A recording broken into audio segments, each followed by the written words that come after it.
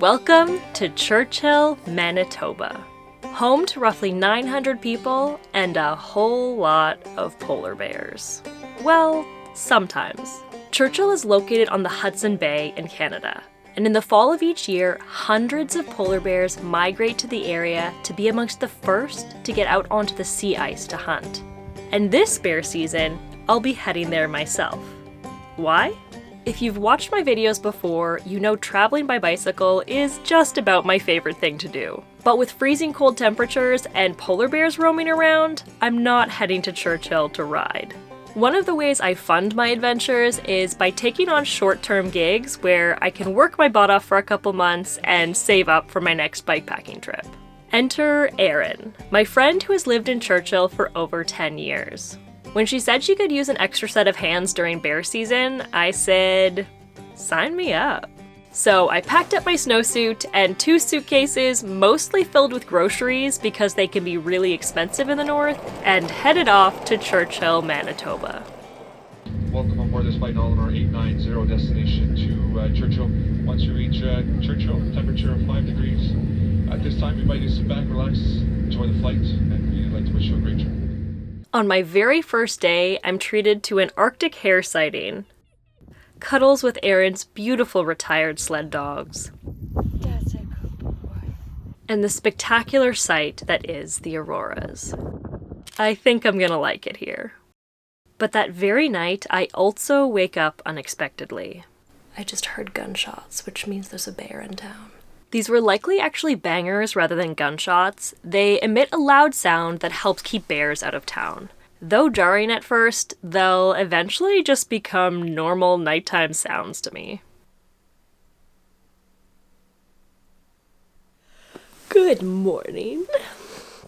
I think today I have a few hours before I go to work, so I think I'm gonna go try and maybe see some wildlife. Erin is kindly lending me her car for my morning sightseeing, but safety first. If you do see a polar bear, you're supposed to report it to the polar bear hotline, if you will, which I have appropriately saved to my emergency contacts.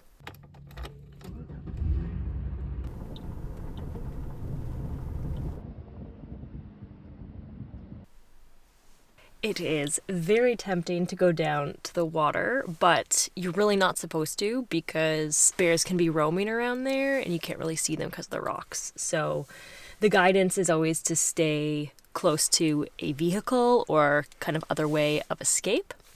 So safety first. When I was here years ago, I actually got to go, did I just see one? I'm pretty sure I did.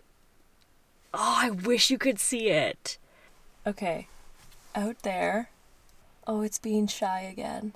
When I was here years ago, I was here in the summer, and my friend runs a paddleboarding company, and you go paddleboarding on the river during beluga season, where there's thousands of beluga whales in the Churchill River, and they'll come and like swim alongside you and sometimes like boop your board. They're so curious and sweet.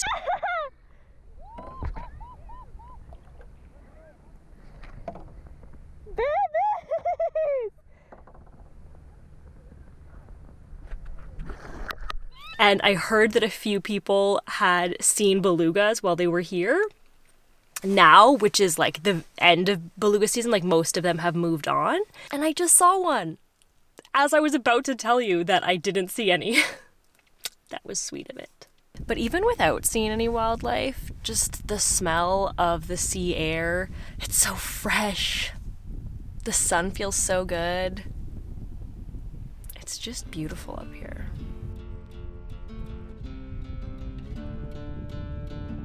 Okay, onwards. Although now mostly known for its wild northern tundra and incredible wildlife, Churchill has a long and complex history. An immense granary was built at the port in the 20s. A stone fort was constructed by the British in the 1700s in an attempt to protect the fur trade. The army ran rocket launches here for a few decades. And the land has been lived on by indigenous people such as the Cree, Dene, and Inuit for generations before and since all of that. It's a history I'll only scrape the surface of in 6 weeks. Alrighty, time to go into work. That was not a bad way to spend the morning. Thousands of tourists come to town to see polar bears at this time of year, so work is busy. My days are filled with doing laundry, helping guests in this beautiful gift shop, and facilitating cultural presentations by an inspiring Dene woman, Florence. Bit by bit, I settle into Churchill life, though some things always feel a little surreal. A few things that I'm getting used to in Churchill are that, for one, nobody locks their homes or cars, because if a polar bear does come, that's your only and best exit to be safe. And the other thing is, you kind of have to always walk in a pretty alert way because there could be a polar bear behind any corner, because although they tend to prefer the coast, they can roam right through town. Alright, I gotta stop talking to you and stay focused. In terms of food up here, it's true. Groceries are really expensive. But many locals fish and hunt as their source of meat, forage berries in the early fall, and Erin grows her own veggies and is a member of a local greenhouse program. Locals and conservation workers work hard to keep bears out of town, because no one wants either bears or people to get hurt. So other than the occasional bangers going off at night and the need to always stay alert, you might almost forget how close you are to dozens of polar bears. But after a few weeks, it's time to experience a big part of why I'm here. It's 6:30 a.m. and I'm off to maybe see some polar bears. Today I have a chance to head out on one of these giant tundra buggies. A guide takes us out on old military roads across the tundra, looking for wildlife. There's an Arctic hare nestled in the willows, dozens of adorable fluffy white ptarmigans, and polar bears. Polar bears sleeping in the kelp, looking for entertainment, inspecting the vehicles, mama bears caring for their babies, and male bears sparring, basically play fighting. Like, what? All of them just doing their thing in the wild as we try not to bother them. Seeing bears from the safety of an enormous vehicle, they seem kinda cute and cuddly. But a couple days later, I'm reminded of just how important it is to take bear safety seriously. Well, that was pretty crazy. So Erin and I were out here feeding the dogs at the dog yard when suddenly the dogs all got really quiet. Yeah.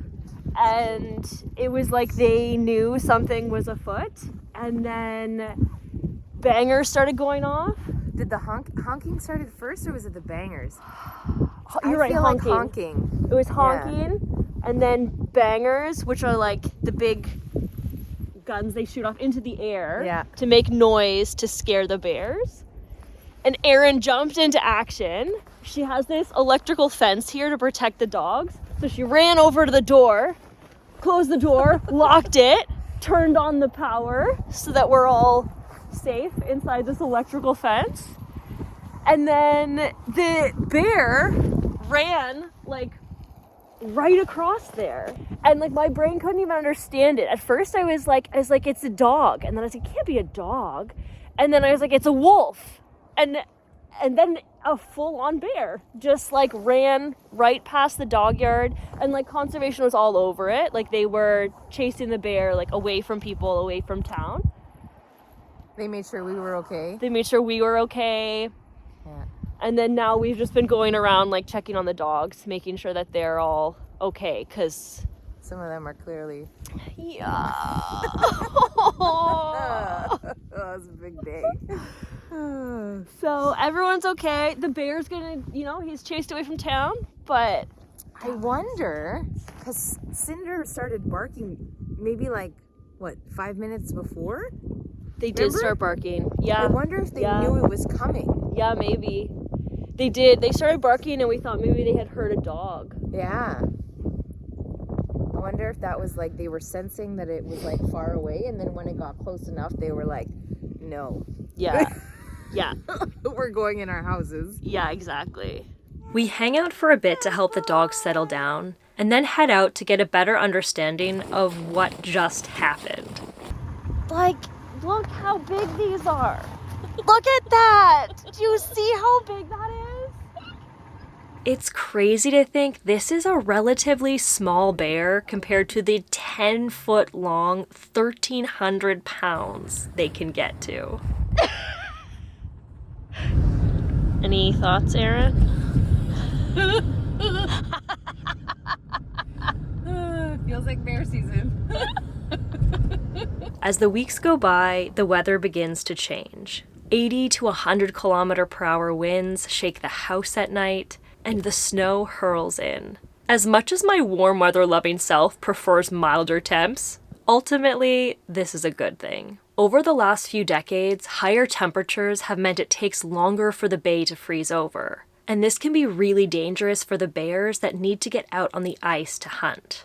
Seeing this beautiful and delicate ecosystem, I want so much for it to thrive, even if it means feeling a little frosty in the process. After 6 beautiful and sometimes exhausting weeks, my time to return home is coming. A couple new friends who live and work in Churchill as guides kindly offered to take me out on the tundra. Their love of wildlife and desire to support and protect it is palpable. I'm making this video in honor of this beautiful place that has meant so much to me. But ultimately, I'm just a visitor. My perspective is only a tiny sliver of the story. I thank every Churchill resident I met who shared their wisdom, stories, and experiences with me. I thank the wildlife of the North that let me see a tiny glimpse into their lives. And I thank you for watching. These 6 weeks have reminded me just how important it is to protect the incredible creatures of the North, their environment, and our beautiful planet. If you're interested in learning more about Churchill, supporting the wildlife conservation efforts here, or finding responsible ways to visit, I'll leave links in the description below. Thanks, Churchill. I hope to see you again soon.